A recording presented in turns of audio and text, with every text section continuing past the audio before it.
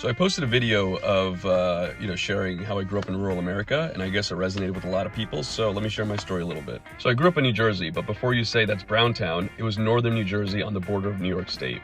This place and county voted 70% Trump, the recession ripped through it, and the opioid epidemic was a big problem. And before I moved there, I lived closer to New York City, like around 20 minutes. It was pretty urban, diverse, but then when I was in 5th grade, 10 years old, we moved to that city, or town.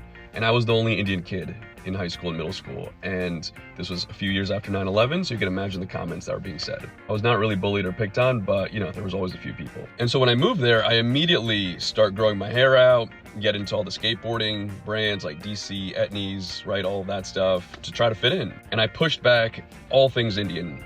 I was averse to all the holidays, the customs, right? Everything. I just did not want anything to do with it. Now people ask me if I could go back, would I change anything? And I say absolutely not, because I got a view into a side of America that most Indians don't have. A side that might feel left behind, that has incited this rhetoric that we see in this country. And I think that's very valuable and important. And if you're interested how I got back into my culture, I can make a video on that too. And I can play both sides. Here's a sweater under a Modi jacket. My mom was like, it doesn't work, but I was like, you know what?